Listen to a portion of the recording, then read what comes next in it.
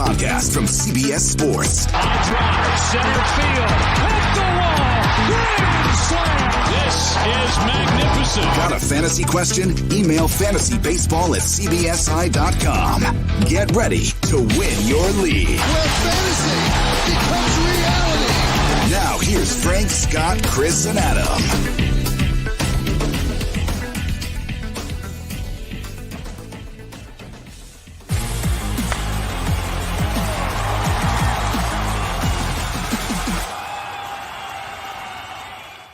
Opening day is here. Welcome into Fantasy Baseball Today, presented by Leinenkugels, our brand new sponsor, and one that I am very excited about.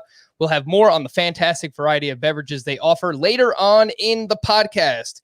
Frank Stanfield joined by Chris Towers and the birthday boy himself, Scott. Happy birthday to... Actually, I don't know if we have the rights for that. That might not be they never sing that thing. song in restaurants, right? Because they don't have the rights to it. Happy birthday from all of us to you. We wish it was our birthday so we could party too. Hey.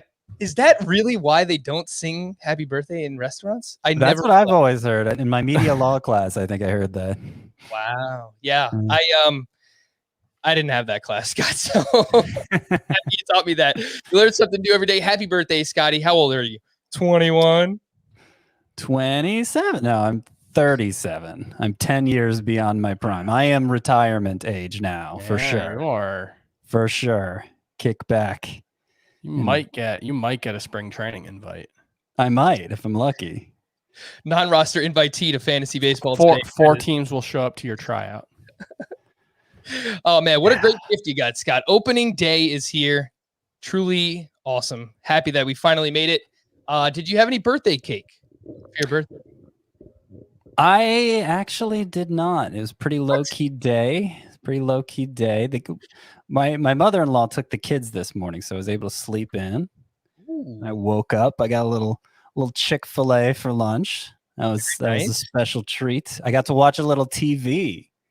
Ooh. While they were over there, which that just an hour of TV. Like this month has been crazy. All right, there hasn't been a lot of TV on the plate for old Scotty boy. So that was something I was missing, and I got to enjoy that. Had some little it's all coming some up, little Scott.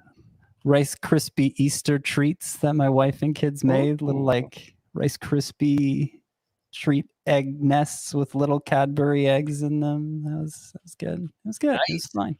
I saw that video. I'm 37, Yeah. What do you want from me? He's a veteran. He's a veteran in the fantasy baseball game. I did see that video of you eating Peeps, so I hope it's a very fortuitous weekend of Peeps eating for you as well, Scott. So happy birthday there.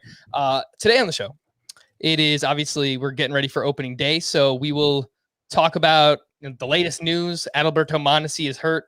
What else is new there?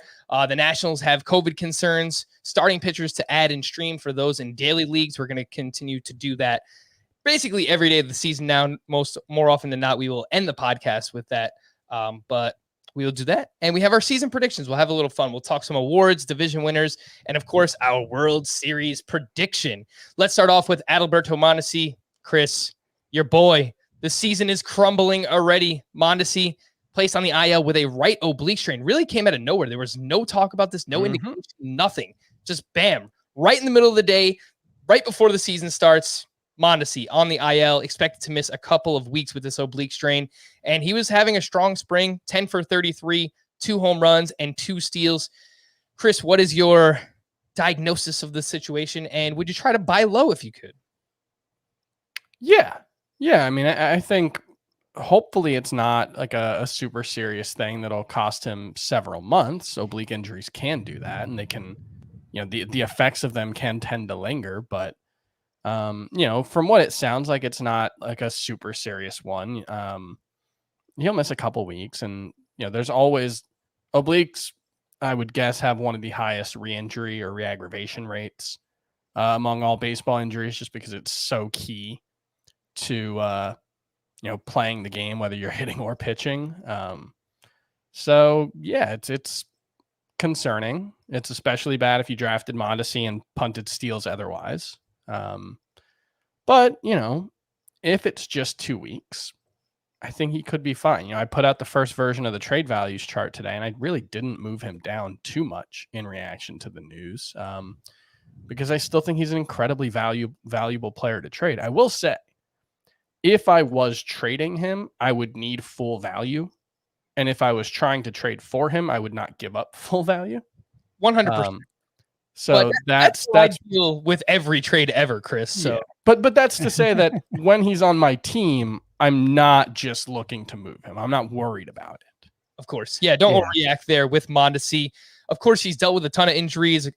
Towards the end of 2019, he had shoulder surgery, got off to the slow start last year because of that. And he's dealt with some stuff the past couple of years. And the latest, again, oblique strain for Adalberto Mondesi. The team has already announced that Nicky Lopez will start at shortstop on opening day. And a gentleman named Kyle Isbell is starting in right field. Isbell, a former third-round pick from 2018, who also had a strong spring. In 123 career minor league games, he batted .284 with 14 home runs and 35 steals. Scott, any interest in deeper leagues, of course, in Kyle Isbell? I mean, it probably have to be an AL only at this point. He doesn't have much of a minor league track record. What he has isn't good. And, who knows what kind of development he made during the lost season. We don't have stats to assess him on for that. He did have a good spring, and obviously it was good enough that the Royals want him on the opening day roster. I could see him being a modest power speed guy. I mean, yeah, I'm not moving for Kyle Isbell right now. I need to see something first. So you're not buying the 14 home runs, 35 steals in his minor league career, Scott? It's only 123 games, so I guess. Right. He hit most of, I was looking at the 2019 numbers when he hit 233 with a 693 OPS. Yeah, that's not great. Not great there. I just have to ask, this doesn't accelerate any type of Bobby Witt timeline, right? Well, I wondered that, but no, I wouldn't think so. If it is just a short-term thing for Mondesi, 2 to 4 weeks, I'm saying, and I'm with Chris that like, somebody was asking me how much he should fall if he was drafting tonight. I'd be thrilled to get him in round 6 in a categories league. If that happens, I'd be doing a little dance because season's 27 weeks long. We're talking 2 to 4 of those weeks probably that Mondesi's going to be out. And as I sit here today, I still predict him to lead the majors in steals by a substantial margin. Yeah, it was someone in our YouTube chat, James C. He was asking, where do I target Mondesi now? And I answered earlier. I said, I'd probably drop him 3 to 4 rounds. So, I mean, if you were taking him in the 3rd round before, get him in the 6th or 7th, sure. And that's in a categories league. In a points league, he does go much lower than that. How do you replace Adalberto Mondesi? Well, you don't. But if you need some steals, I found some names on the waiver wire, Chris, who are rostered in under 60% of CBS leagues. Andres Jimenez, this was surprising to me. He's only rostered in 55% of CBS leagues. Yeah. Elvis Andrus in 49%. Isaiah Kiner-Falefa, not very exciting. I get it, but might steal 15 to 20 bases over the course of the season. He is only rostered in 21% of leagues. And then if you play in a points league format, I thought Miguel Rojas and Jose Iglesias were both interesting. They are rostered in under 40% of leagues. They make a lot of contact, and I think they're going to play every day. So any names stand to you there? Well, yeah, I mean, if you want to go slightly over 60%, I think 62% Jorge Polanco is there. And if you're just looking for a good starter and not necessarily to replace stolen bases, I think Polanco would be somewhere I looked. Do you like any of those names, Chris? Andrus, I think, is being overlooked pretty much across the board this year. I have him on a handful of teams, and I think I'm trying to find it. I thought I saw some talk that he may hit closer to the top of the lineup against like one type of hitter. I think it was lefties, but yeah, like I think there's still, I think in 2019 he stole 30 bases, right? Elvis Andrus. So there is definitely still room for him to be a valuable fantasy option. I think he was a top 12 guy in 2019, actually. Yeah, he stole 31 bases, hit 12 homers, hit 275. Last year was a disaster, obviously, but he only played 29 games, so I don't think it's as I remember, the last 4 months of 2019 were also a disaster, but it doesn't mean he's done. I'm just saying, I kind of think he's done. Elvis Andrews. Elvis Andrews getting up there in age, turning 33 years old this year in Yeah. August, but maybe he'll be motivated. Obviously, the It Texas. was only the last 3 months, Scott, Okay. and he still stole 15 bases across All right. those 3 months. So What do they Fair say? enough. Full season statistics. full season statistics are generally more predictive than half season statistics. Oh man, before we get to the rest of the news and notes, if you listen to this podcast, you should also be listening to Fantasy Baseball Today in 5 every weekday. Scott or Chris and myself will catch you up on the biggest news and waiver wire ads from that night in baseball. The kicker is it's only a 5-minute podcast, which might sound weird, but we pack a lot of info into a short amount of time. It's fun. You should check it out. Download and follow Fantasy Baseball Today in 5 wherever you listen to this podcast. And while we're at, the madness continues into its final weekend, and the Eye on College Basketball podcast remains your audio guide for the entire NCAA tournament. Gary Parrish and Matt Norlander will offer extensive previews and breakdowns of the Final Four and National Championship game. If you want the best March Madness analysis, follow the Eye on College Basketball podcast anywhere you find this one. News and notes, deja vu. 1 year has gone, not even 1 year. I guess it's, what would that be? 7 months? 7 months have gone by and nothing has changed. The Washington Nationals had a positive COVID test on the eve of opening day. They also have 5 close contacts who are now in quarantine as a result. If you remember last year, the night before, Juan Soto also had a positive test the day before the season. Nationals GM Mike Rizzo said this will, quote, certainly impact the opening day roster. So there could be some big names involved here. The John Heyman reported that Max Scherzer is not one of them, so he is cleared to start. I would guess Soto isn't one of them, right? Just because he's already had it. I mean, maybe not. Maybe they still play it with the contact tracing. They still play it carefully, even though he's had it before. But I'm hopeful that means it's not Soto either. Yeah, I have no idea. I am no doctor, but I'm pretty sure the antibodies kind of wear off over time. So if that's the case, I guess he could still be susceptible to it. Yeah, I mean, I'd back up all your Nationals tonight because you just don't know. Yeah. The game starts at 7:09 p.m. Eastern time. So, I mean, we should get the lineup well before then, hopefully, and we'll know. But if you were planning to start Josh Bell, Victor Robles, Juan Soto, we're not saying those guys are out, but there definitely is a possibility. So just plan accordingly. Or just there. Talk to your commissioner, and if you're the commissioner, be flexible with it. Like you should have made rules for your league last year. You should make rules now. If this kind of thing happens, allow people to declare, a backup or something.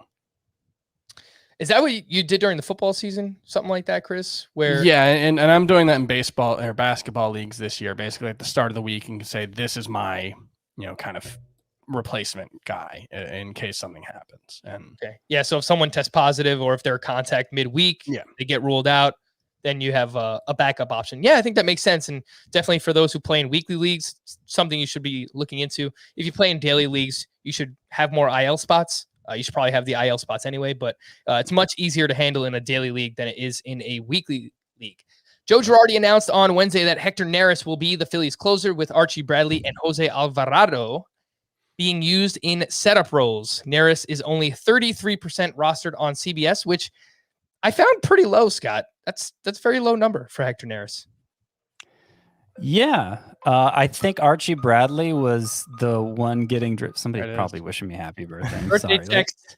10:30 at night. Like everybody I know is. Anyway, not from me. I don't think. What was I talking about? I think Archie Bradley was the one getting drafted the most of those three, and then Jose Alvarado had a lot of hype within the community. So Neris, it seemed like if there was a third choice, it would be Neris. It was probably even odds for each of them, realistically. And it's Neris now. Pretty good. Neris is pretty good. Mm-hmm. He's like nobody's ever been excited about him, like ever in his entire major league career. I think he kind of stinks, Chris. I mean, he's got a career 3.38 ERA with a 3.70. Like he's not great, but a bunch of strikeouts. It is an odd year, and if you look at the past 4 years, he's been terrible in even years. So the way I described Neris on Twitter today I'm not going to be able to find it, but basically, like, he's always teetering. Yep. But he's good enough to hold on to the job as well. So, like, I'm not going to sit here and today and say you're good for 6 months with Neris as a save source, but I don't think his role is one of the most in jeopardy heading into the season either. Yeah. I wrote about, I did like a closer job security rankings. And he's one of the like 12 who's actually been named the closer officially, or like, I don't know if the, Angels ever officially came out and said Raisel Iglesias is their closer, but I don't think they needed to, that kind of thing. And, when you look at the closer options, he's probably like top 15 or 16 because there's just so few who are actually closers and are actually good that, It depends how comfortable you are reading between the lines, because I know somebody asked me Neris or Pagan, Emilio Pagan, who is the guy we're all leaning toward. Yeah. And I think he's better than Neris. That's a close call. I mean, it's a legitimate ask. And I think, if I didn't already have two closers I felt good about, I'd probably lean Neris, the more certain save source. But like, he's better than Will Smith hasn't officially been named the closer. Jordan Romano hasn't officially been named the closer. And like, I'd rather have those guys, but I'd rather have Neris than like Rafael Montero, Greg Holland, Anthony Bass, Jake McGee, guys who we're like assuming are the closers, but aren't particularly good. Yeah, so that would put him right in that middling RP2 closer 2 range for fantasy baseball purposes. And the last thing I'll say about Neris is he is that split finger pitcher that I've talked about, similar to Kevin Gausman, where you see so much volatility year over year, and especially in his walk rate, because I mean, it's just such a hard pitch to command. So it's a really good splitter, but if you don't have it working that day, I mean, he doesn't really have much else. So he throws it almost 50% of the time. But when it's on, he does get a lot of swings and misses. Again, Hector Neris, the closer for the Philadelphia Phillies. Andrew Vaughn, are you serious? Tony La Russa. We're really doing this already. Opening day. Andrew Vaughn will not be in the White Sox lineup on opening day. Leori Garcia will be in left field, and Zach Collins will start at DH. Now, I'm not just saying this is ridiculous because I am heavily invested in Vaughn, but that is part of it. But you are being aggressive in calling up Andrew Vaughn, and you are foregoing whatever extra year of service time you would get by leaving him down in the minors to have him on your bench, to not even start him. I mean, this would be like a couple of years ago when the Padres had Tatis on their opening day roster, him just being on the bench. It does not make any sense to me. So I am very frustrated, Scott. If you are in a longer weekly league, an 11-day week, would you bench Andrew Vaughn because of this? No, I wouldn't. I wouldn't bench Andrew Vaughn because of this. I did sit him for Joey Votto. In an 11-game week? Yeah. Votto might not even play on opening day either, Chris. Right. Yeah, we don't know that Votto's back to full strength after that's what tough. Sounds like he was pretty sick. I mean, look, I think it's dumb. It is dumb. It is dumb. And I wonder, it is kind of an old school manager thing, though, to want to get everybody involved early in the season. And, maybe he's thinking, who are they facing that first game? They are going up against Dylan Bundy. Bundy, so righty, and they got a lefty the next day. So maybe he's thinking, okay, I'll get the right-handed batter in against the lefty. But I don't think that means like Zach Collins and Andrew Vaughn are in a platoon now, and you have to worry about Vaughn sitting half the time. I don't think that's what it means. I think it's just, I hope not, kind of an old school manager thing to get everyone involved right away and give the veteran the start on opening day. I guess the rookie there is kind of take some things in, There is some risk, I guess. Yeah, I'm a big volume guy, so I want my players to play. Well, for me, it's more like if he hits well, but not amazingly, and he's really bad on defense, which should be the expectation. He was drafted as a first baseman. I don't know if he's ever played the outfield. And like, if Zach Collins is outperforming him, which I don't expect that to happen, there's a chance he does lose playing time. Let's just run through this list. I have start percentage up right here. I would start Miguel Sano over Vaughn. I know he's going to play. Ryan Mountcastle, Bobby Dahlbeck. I would start over Andrew Vaughn. Well, this is where you kind of draw the line. Yuli Gurriel. You know he's going to play, but he's not very exciting. Would you start someone like Yuli Gurriel over Andrew Vaughn? No, and I don't think I would have started all the guys you named over Vaughn either. I would start Sano over him. But not Mountcastle and not Dahlbeck. Maybe Mountcastle. I would- Dahlbeck, I'm not sure. My guess, I Chrono. know it. So the white, even if we're talking about a short week, just if your week one is just a 4-day weekend, I'm gonna bet Vaughn starts the other 3 of those games. I'm gonna bet that How much are you willing to bet, Scott? a win in week 1. That's what I'm willing to bet. All right. If you I think sure of hope something, so. if you think of something you want to bet on throughout the course of the podcast, I will take you up on that because I think that at most he will play 2 games over the weekend, which is just very frustrating. The White Sox do have 4 games planned for this upcoming weekend. The presumed Reds starting pitcher Michael Lorenzen had a small setback with his right shoulder strain, while Sonny Gray is expected back from his mid-back strain sometime in mid-April. As expected, Jonathan India will be with the Reds on opening day and likely starting at second base. Joey Votto. Only likely. What's up? They might sit him for opening day. Yeah, that's true. Joey Votto, who is still working his way back from COVID, is currently, I guess, questionable would be the term. It said his status is TBD, to be determined. So we will get that lineup tomorrow, and hopefully Joey Votto is in it. Luis Garcia was named the 5th starting pitcher for the Houston Astros. He actually has phenomenal numbers in the minor leagues, bouncing between the bullpen and the rotation there. 2.50 ERA, 1.17 WHIP, 284 strikeouts, and 205 innings pitched. He is only 10% rostered and has SPARP eligibility. Chris, we were talking beforehand, and you said you've been adding Luis Garcia in points leagues, so you can use him as a SPARP. Yeah, he is. He is my SPARP in 2 different leagues. I'm sorry, I'm trying to look up he was in the majors last season. I'm just trying to look up what his numbers were. Unfortunately, there are several Luis Garcias. So it's kind of hard to sort through them. Last year, he pitched 12 1/3 innings, 2.92 ERA, 0.97 WHIP.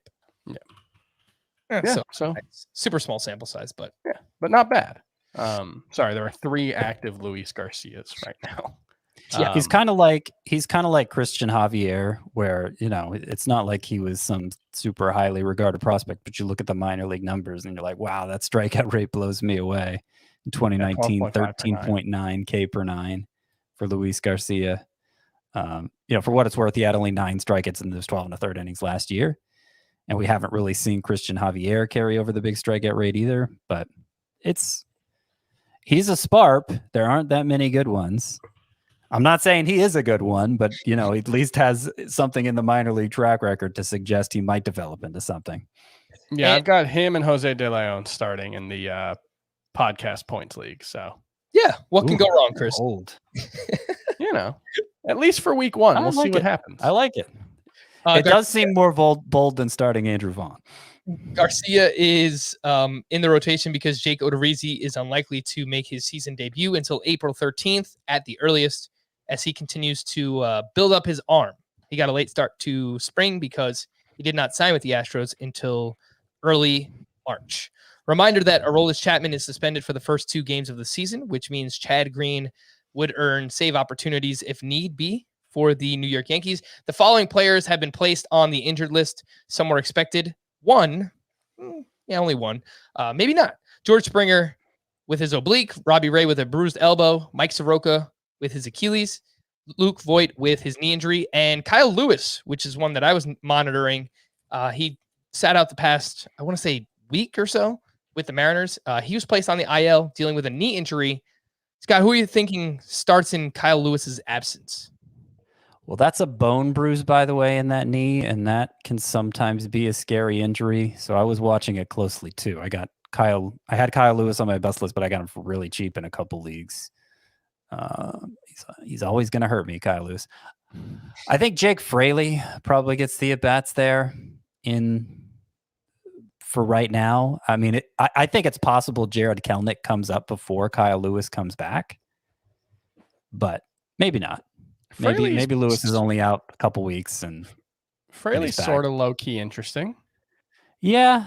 He's been awful in the majors. But 250 minor league games, 70 steals, 26 homers, between AAA and AA, only 99 games, 22 steals, 19 homers. So, there's a chance he's rosterable in deeper leagues. I would say though that if you're deciding on an outfielder to pick up in a deep league, Taylor Trammell, or Trammell, I think it is, who beat out Fraley for the left field job. Trammell's obviously going to play center to start the season. He's only 31% rostered himself, and that would be the preferred pickup to Fraley. Yeah, I think he's worth rostering in all category or roto leagues. Yeah. 5 outfielder. Yeah. 5 outfielder leagues for sure. 31% rostered on CBS is Taylor Trammell. Has a bit of a power speed combination and also coming off a monster spring. So has some prospect pedigree, came over from the Padres last year, now with the Mariners. The following players were dealing with something in spring training, dealing with an injury, but will be good to go for opening day. That includes Aaron Judge, Anthony Santander, Mike Yastrzemski, and Tommy LaStella with the San Francisco Giants. Are you serious? Are you serious? Yes. It's breaking news. Something with the Knicks again? I You did this to us before we were live. Oh my God, the Knicks lost by 1 point. Oh no, this one actually matters. Okay. Yeah, so we got some breaking news coming in. Shohei Ohtani will start the season on the IL due to a blister he suffered on Monday. That's unfortunate, but it'll be backdated to, what is that, the 29th? So he'll probably be able to play by the 9th. So sit him for the first week if it's a long week. Sit him for the second week if you're doing both. But he should be fine. I mean, based on the way they were talking and the fact he was in the lineup the next day, I would guess this is an abundance of caution move. Just, let's not, we're going to have to preserve innings anyway. Let's not have this become a recurring issue for him. Yeah. But yeah, that stinks. Take him out of the lineup too, Ohtani, in week 1. Yeah. Happy April Fool's Day, guys. Oh, what? Don't do that. That's not okay. That is never funny. That April Fool's Day is the worst April Fool's. That is unacceptable. That is implausible. I can't believe you're that kind of person, is the thing. Frank. I can't believe you are that kind of person. I thought I knew you better. Unacceptable. I can't tell if you just went along with it, Chris, or if you... No, I was legitimately duped. Yeah. All right. I'll take I am one of the most gullible people of all time. Until I was 10 years old, I believed all of the fireworks on the 4th of July were for my birthday. I was embarrassing. I think I was 9 when I figured out Santa wasn't real. I am too trusting. And you just took advantage of my kind, trusting nature. And now I can't trust you ever again. You were 9 years old, huh? When you found out Santa? I cannot reveal how old I was when... I was older than 9, Frank.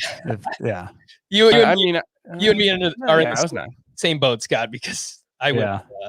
I was very... And in fact, it was revealed to me... Are we doing? Are kids listening to this podcast? Should we not be talking about this? Yeah, we probably shouldn't, because this is a family podcast, so people might listen to it with their kids around.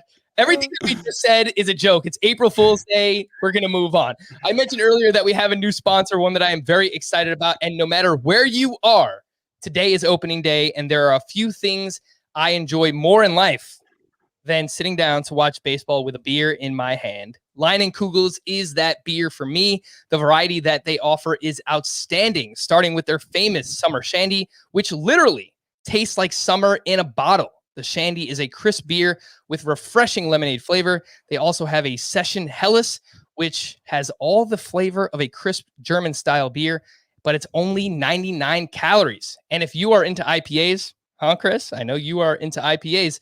Lion and Kugels offers their Lemon Haze IPA, which is a well-balanced hazy IPA that blends hops with delicious lemonade. I actually went on a family vacation last year, and the resort's bar sold Lion and Kugels Summer Shandy, and it was the first time I tried it, and I was hooked. It was truly amazing. Of course, an ice cold beer on a hot summer day is enticing enough, but you add lemonade to that mix, and that is just a complete game changer.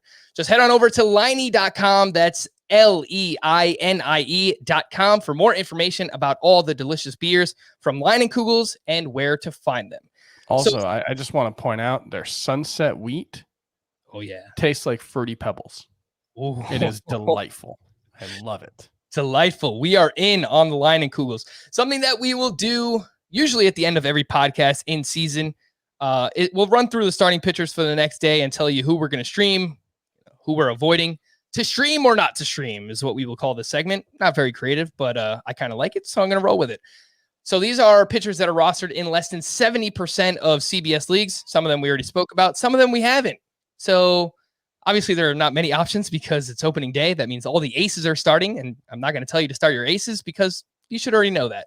John means business. Does he actually? Scott, you had him as a sleeper, and he is in Boston going up against the Red Sox. Kind of a tough lineup to stream or not to stream. I don't plan on starting John Means in anything shallower than 15 teams, but I also invested a lot in pitching, and I don't think John Means was ever more than my 7th starter. So why would I start John Means? You know, like people are asking me, well, why you recommended this guy when your season-long rankings have John Means ahead? Well, my season-long rankings are accounting for the possibility that John Means is like this breakthrough ace, picks up where he left off his last 4 starts last year. But like, I want to actually see it first, because I think the other scenario for John Means is you're dropping him 2 weeks from now, you know? So I'd rather give him some time and let it play out than stick him in my lineup right away, especially for an iffy matchup like that. Yeah, and this is more so for daily leagues, people trying to find pitchers to stream or whatever. I don't know. It's a little dangerous on opening day, obviously. But yeah. Nathan Eovaldi on the other side here, going up against the Baltimore Orioles at home. What do you think, Chris? Would you stream him or not? I would rather stream him than John Means. I agree with that, actually. I don't know if that means I would stream Nathan Eovaldi in a vacuum, but he is the best of the options on the board, I think. Well, how about Brad Keller versus... Yeah, he's the other one versus the Rangers. He could be a better streamer than Eovaldi, but I think Eovaldi has more strikeout potential. I would agree with that. I don't mind Brad Keller. He's not going to get a lot of strikeouts, but all right, David Bowie, you're right. Brad Keller was annoying me, so I had to annoy her so she would leave me alone. Brad Keller should go deep into his start again against the Texas Rangers. That is a plus matchup by my estimation. Matthew Boyd, we've tried the Matthew Boyd thing many times, but I will point out, going up against the Cleveland Indians, and they've already announced that Yu Chang and Jordan Luplow will be in the starting lineup. So I'm kind of intrigued by this one, Scott. Well, Luplow's going to be in the starting lineup because he tends to hit lefties well. I'll point that out. That's a relative term for Jordan Luplow, I would say. I mean, Matthew Boyd is my number 10 sleeper starting pitcher for this week. That puts him behind John Means. So probably not, but if you're desperate enough, I could see it. Mm-hmm. I was going to look up Jordan Luplow's splits for his career. I will point out. Let's see what we got here. Among teams that Matthew Boyd has faced at least 5 times, he has his best career ERA against Cleveland.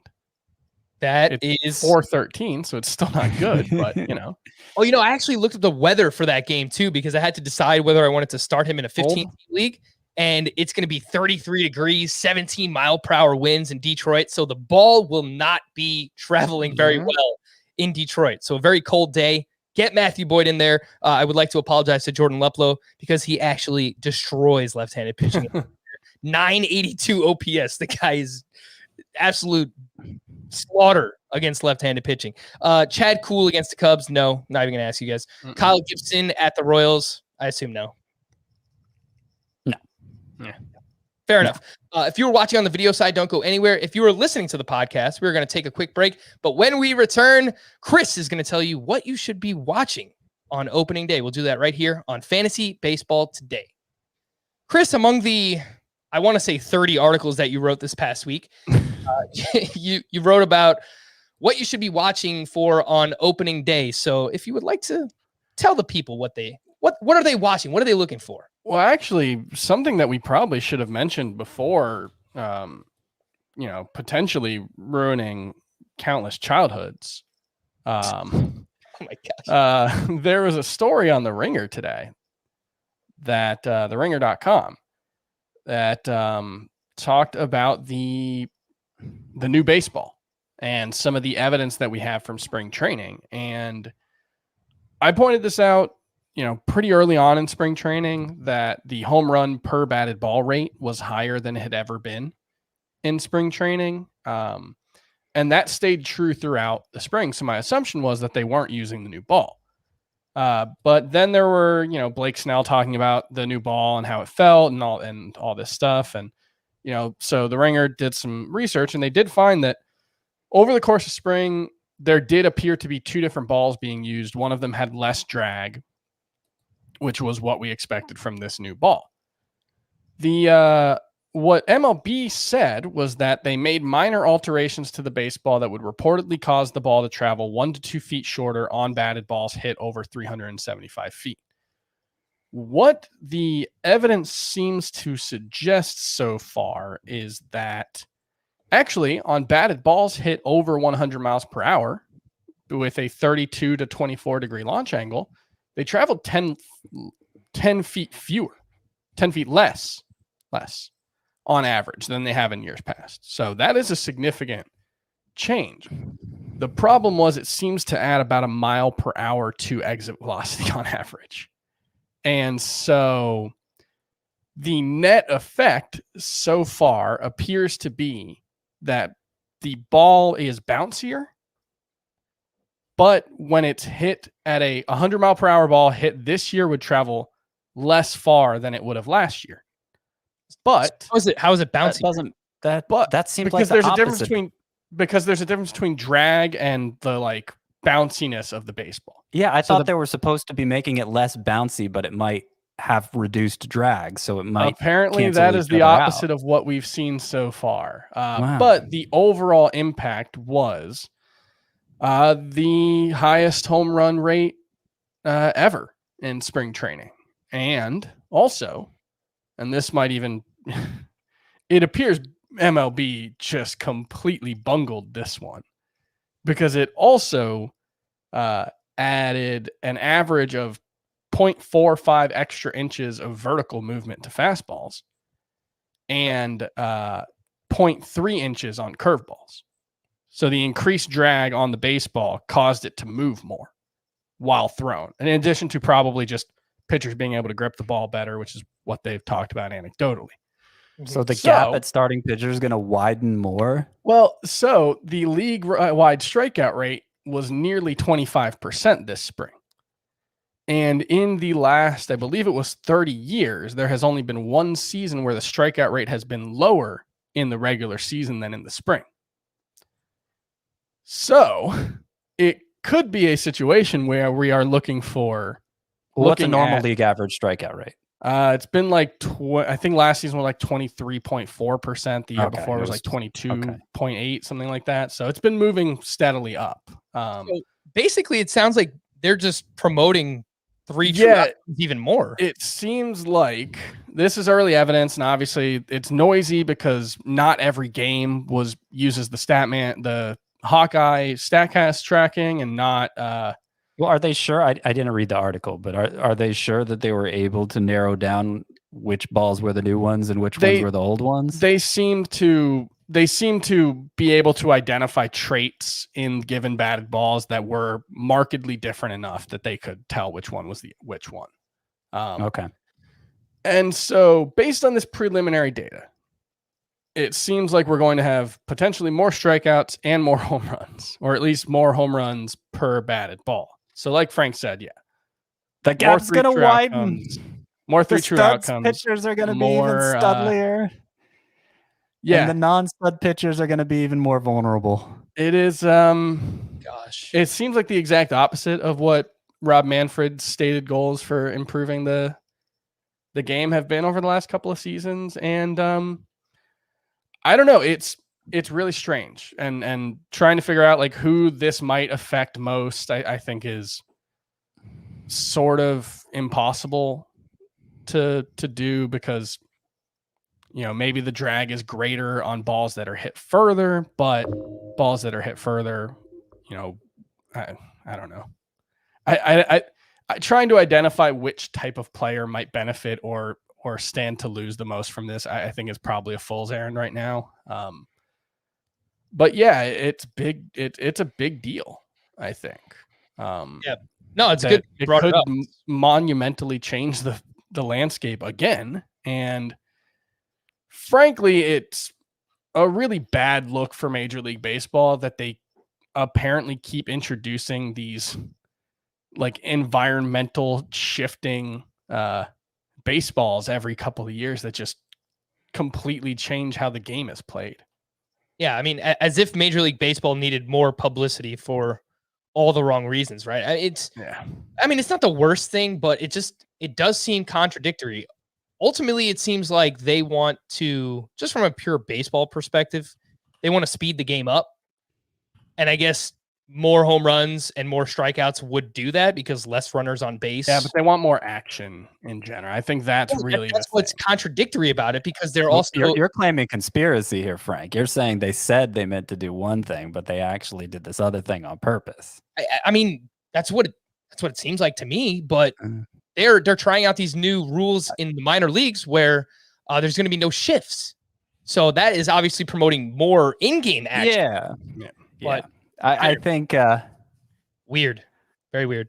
So here's the way Rob Arthur, who was co-writer of that story along with Ben Lindbergh in The Ringer, there were two baseballs getting used in spring training, one with higher measured drag and one with lower drag. The higher measured drag ball popped off the bat a lot quicker and went out of the yard 20% more often. It also moved more on breaking pitches.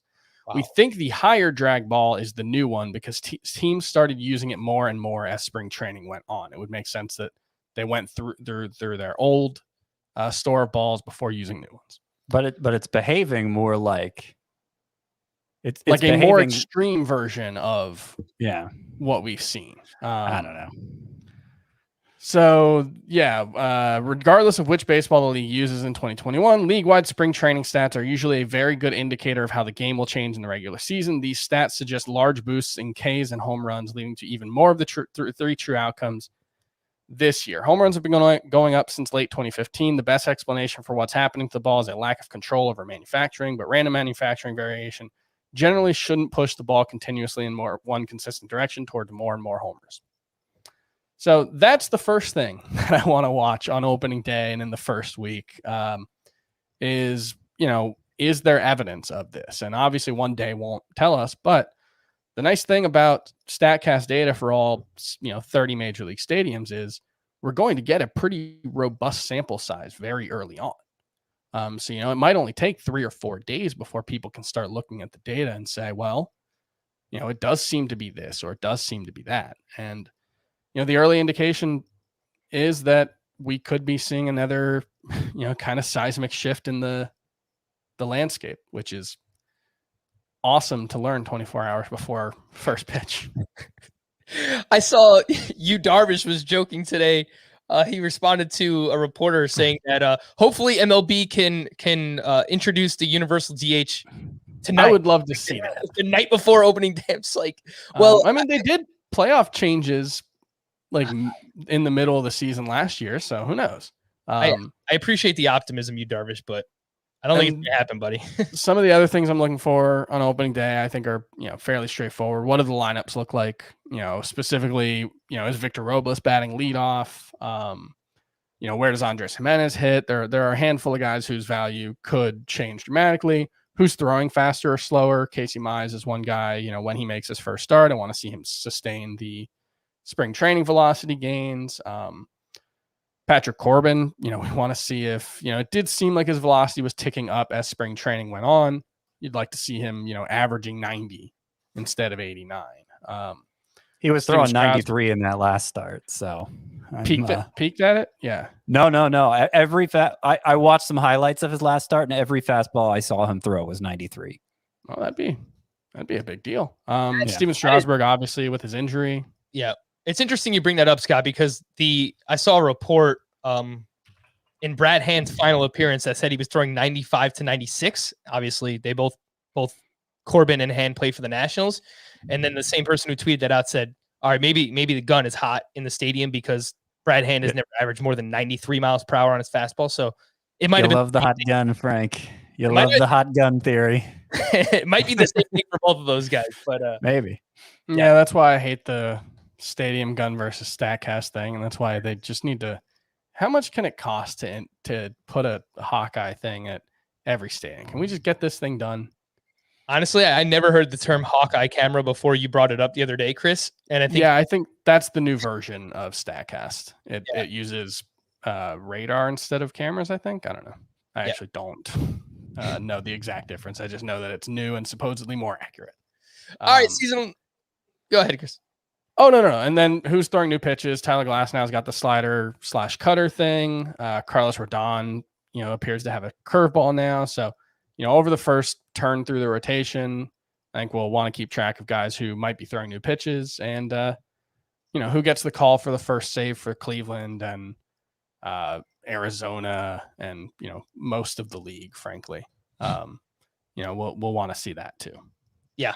For sure. Season-long predictions. What do you guys want to start with? Would you rather do division winners and World Series, award winners? Yeah, let's do division winners and World Series.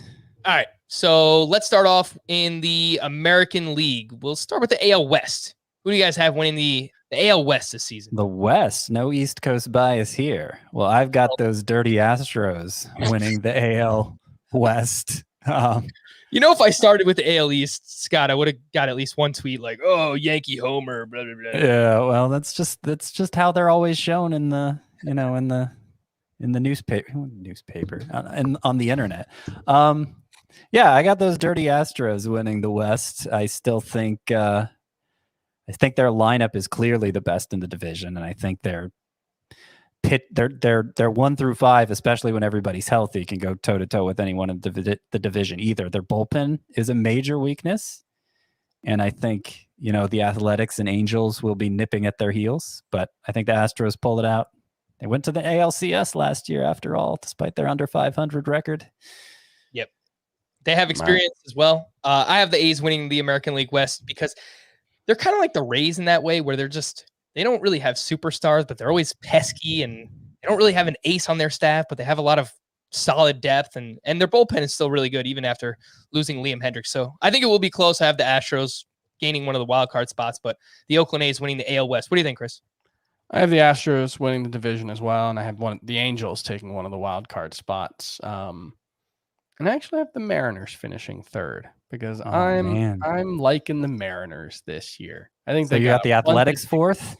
Athletics fourth, yeah. Rangers. See what the thing about the Athletic, this was one of the tougher divisions. I felt like just to pick the whole order of a lot of Athletics underperformed last year in the lineup, especially, and yet they won the division, and they won it by a big margin, 60 games, but still, I had a hard time putting them too low. They've got an excellent defense, which always helps.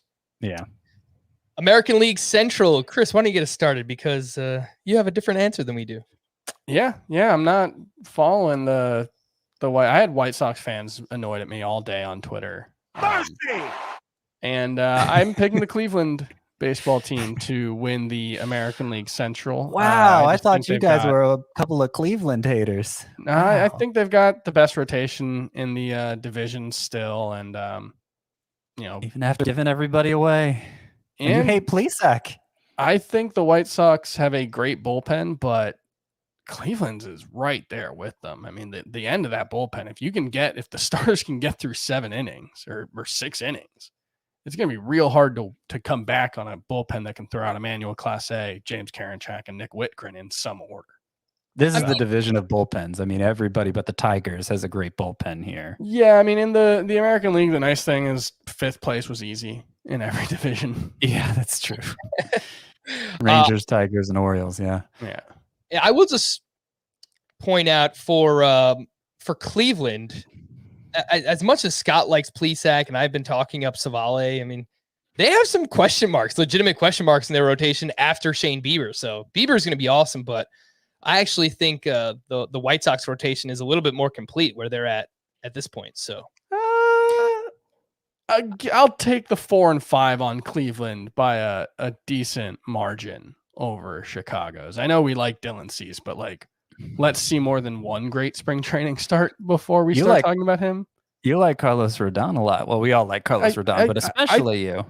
I'm just going to say, if we're going to say the Cleveland has rotation questions, Chicago's got real big and the thing with Chicago for me is just, if everything goes right, I think they're by far the best team in the American League Central, but they have no depth at any position. Like, and it's been exposed already. Stick Andrew Vaughn out in left field, we presume. Yeah, they're starting Larry Garcia and Zach Collins, and a guy who's never played above single A and has never played left field. Like, I like Andrew Vaughn. I think he's going to be awesome, but that team, like, they could not afford a Jose Abreu injury. All right, at all. We've got to move a little faster. Scott, who do you have winning the American League Central? I have the White Sox. I agree with what Chris said about how if everything goes right for them, like, there's a lot more that can go right for them. And I like what their new pitching coach Ethan Katz is doing. I think the rotation has a lot of upside, the back end too. And I like their lineup the best. I do have the Twins over the Indians for second place, and the Twins are one of my wild cards. That was a close call, though. I kind of wanted to put the Indians ahead because I feel like more can go wrong for the Twins. Their lineup is old and injury prone, and it's not as good as I remember it being at this time last year. Yeah. But I went ahead and put them ahead because I think their 1 through 3 in the rotation is really solid still, and good bullpen. Yep, I'm with you there, Scott. I have Minnesota second in the division, and they are my second wild card team along with the Astros. So I've got the White Sox in the AL Central, the A's in the AL West, Astros and Twins in the for the wild card, and of course in the AL East. Oh my goodness gracious! It's the Bronx Bombers winning the division. I got the Blue Jays winning the wild card. Okay, but you have the Yankees winning the division. Yeah. Okay. Yeah. Wait.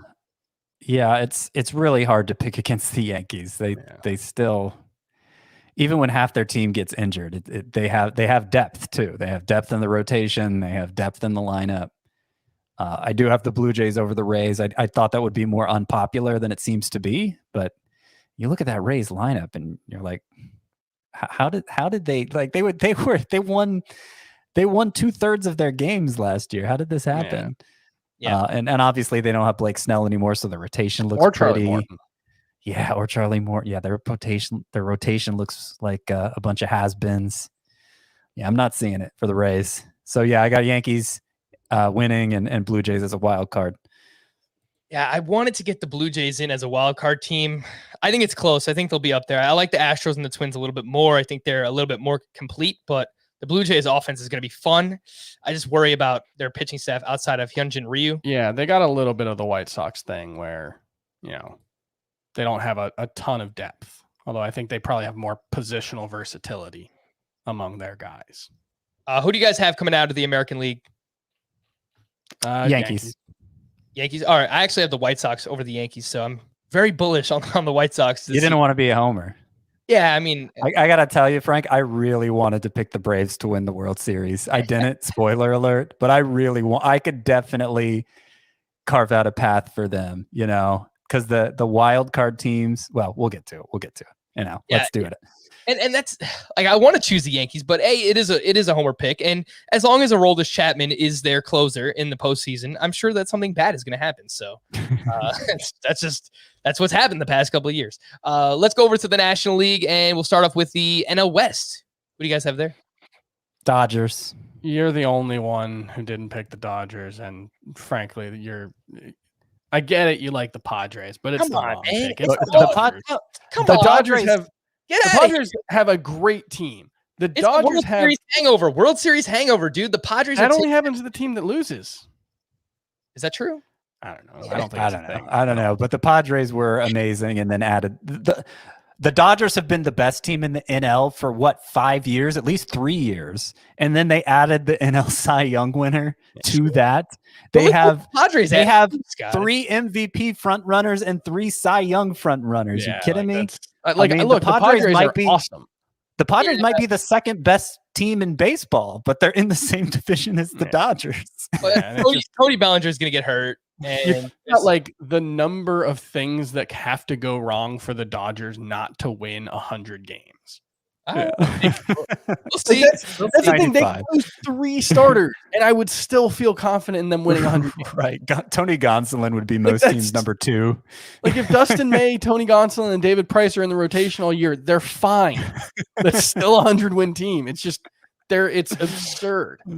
Yeah, we'll see. We'll see when Adrian Morejon is in the running for the Cy Young, Chris, and then I'll remind you.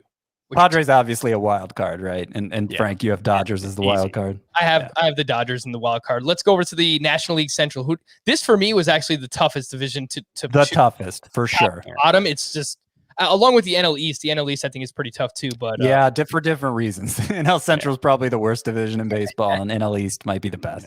Yeah. So who do you guys have in the NL Central? Brewers. So I went with the Reds, which seems to be an unpopular choice. I'm seeing a lot of other people picking them for 4th. I could see it. I got the Cubs 4th. I could see the Cubs winning. But basically, I know the Pirates aren't winning, but it could be any 4 of the others. The Reds might have defensive issues because they're playing so many guys out of position. But I do think their rotation looks the strongest, especially when everybody's healthy, and frankly, even when everybody's not. And their lineup, honestly, is at least the deepest. The Cardinals have a couple. They have Arenado and Goldschmidt, obviously, but I think both might be headed the wrong direction. The Brewers have Yelich, who I think is going to bounce back, but they're kind of shallow at the bottom of the lineup. And even the pitchers that are good on the Brewers are going to have innings problems, I think. So, yeah, I go with the Reds. Yeah, I went with the Brewers. I think the offense bounces back, and they could be the best defensive team in baseball. I mean, I think they'll have one of, if not the best outfield defense in the league when they have Bradley, Kane, and Yelich out there. So I think that'll help a lot.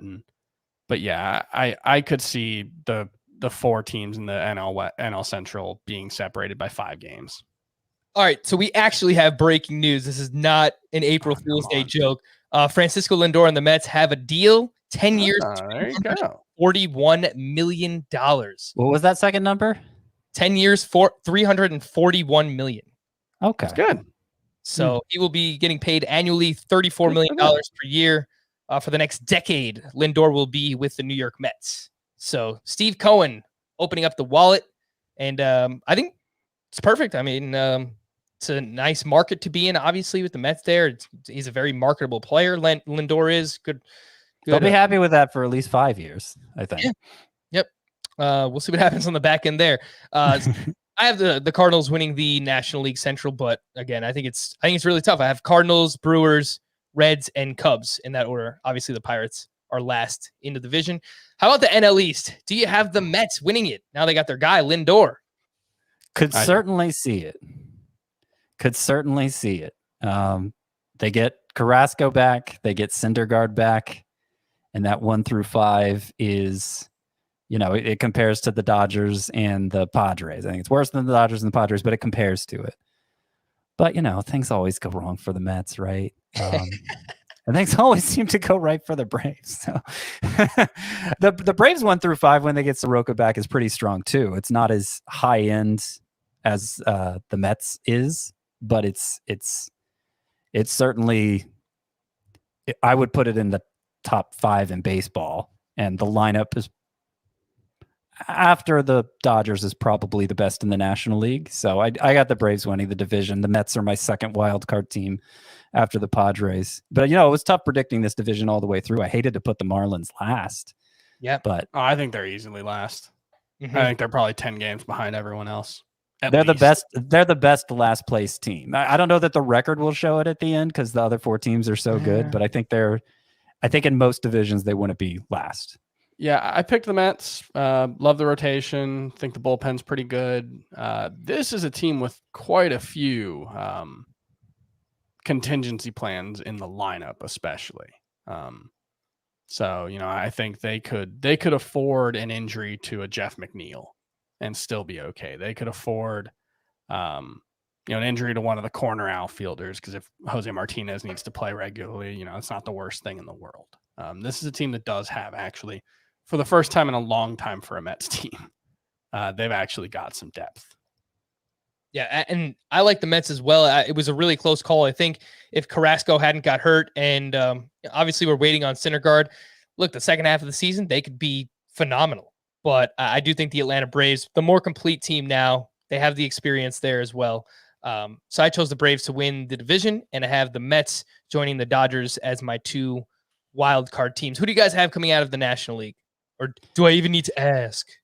Well, I picked the Dodgers. I mean, I kind of feel like the pick should be a declaration of who you think the best team in the league is, and not, you dreaming up some fantastic scenario that's plausible. But I could see any team could make it to the World Series, but that's not like, you don't pick that.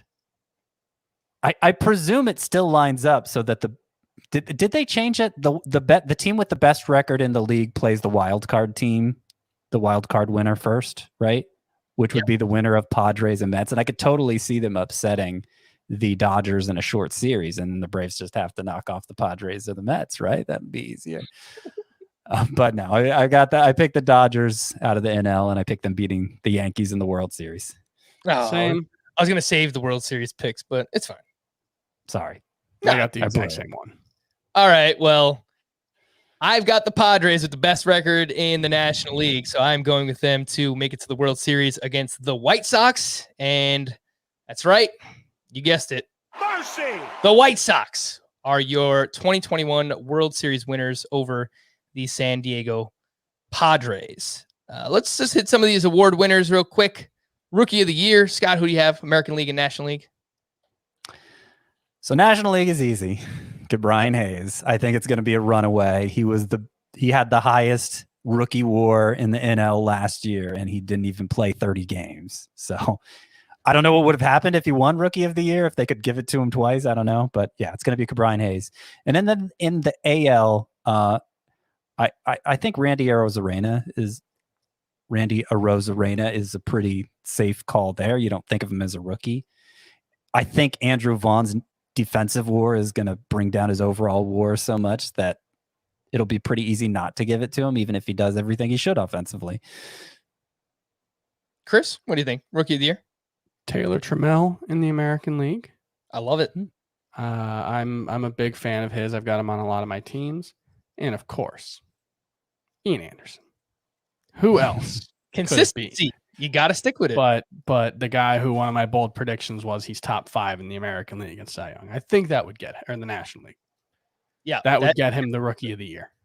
That certainly would. I'm with Scott. I have Brian Hayes winning it in the National League. And I also have a Mariners outfielder, but not Taylor Trammell. I have Jared Kelenic. I think he could be up by mid-April, and I don't think it's out of the realm of possibility for him to go 2020 as a rookie. 20 home runs and 20 steals would certainly make him awesome for fantasy purposes. So Kelenic winning the American League Rookie of the Year. Who do you guys have at Cy Young? These were my chalkiest picks. Yeah, I got Jacob deGrom winning in the NL. I got Shane Bieber repeating in the AL. I feel like this is the award to go chalk, because it's so hard to break through and become an elite pitcher. So yeah, there's no need DeGrom to get cute with it. Like, deGrom is so much better than everyone. I went with Garrett Cole, but Shane Bieber could be at it as well. I'd take one.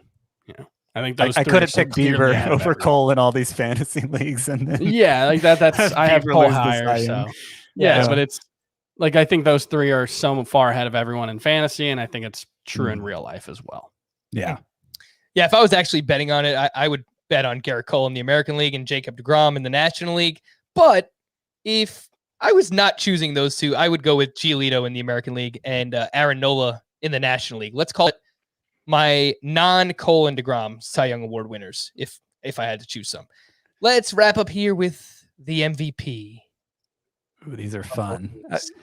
I've been saying all preseason Corey Seager is my pick for NL MVP. He was one of the 3 Dodgers candidates I was referring to earlier, the other 2 being Betts and Bellinger, of course, both former MVPs already. I think Seager joins that club this year. And then my AL pick is Shohei Ohtani, who, if he makes good on delivering his best case scenario on both sides of the field, I think it'll be hard to give it to anyone else because he'll be such a valuable player. Spicy. Shohei Ohtani winning the American League MVP for Scott. Chris, who do you have? MVP, AL, NL? Well, unlike Scott, I'm not going to pick someone from a team who's not going to make the playoffs according to my picks. So I picked Mike Trout. I have the Angels making the playoffs. And I think if the Angels make the playoffs, Mike Trout's going to be the MVP. That's fair. I just, they don't make he should be the favorite anyway, right? If they don't make the playoffs, he's probably going to win MVP. Yeah. Who do you have in the National League? Oh, that's right. The National League's version of Mike Trout, Juan Soto. Ooh. All right. Those are, I would say those are pretty chalky picks too, right? But they're good picks. They make a lot of sense. Can Soto actually win it if the Nationals don't make the playoffs though? Of course, Frank. Come on. Don't. I'm not going to say no voter does that anymore, but most don't. Most just look at WAR and they're like, okay, this guy had the most WAR. He's my MVP. If everyone thinks he's going to be the best hitter in baseball, yeah, I think you could probably do it. His defense is going to drag down his WAR, so I'll just bring that up. He's more athletic now. He was doing Pilates. The best for last, of course. I've got shortstops. It's all about the shortstops this season. In the National League, Padres have the best record in baseball. Fernando Tatis could have a 30-30 season. He's an awesome defender. He's the face of baseball now, I would say, or about to be the face of baseball. He wins, how old is he? 22 years old, 23 years old. He wins the MVP for the National League. And on the other side, probably my boldest take of all, Tim Anderson. He is the one that I have riding the most on this fantasy season, and I'm sticking with it. 25 home runs, 25 steals. The White Sox have the best record in the American League. They go on to win the World Series. Obviously, that doesn't matter for the MVP anyway, but Tim Anderson wins the MVP, back-to-back MVPs from the Chicago White Sox. There you go, guys. We did it. Next time we are talking, we will be analyzing a lot of baseball, a lot of stuff to talk about. Happy opening day to everybody out there. Happy birthday to Scott. For Chris and Scott, I'm Frank. Thank you all for listening and watching Fantasy Baseball today. We'll be back again tomorrow. Bye-bye.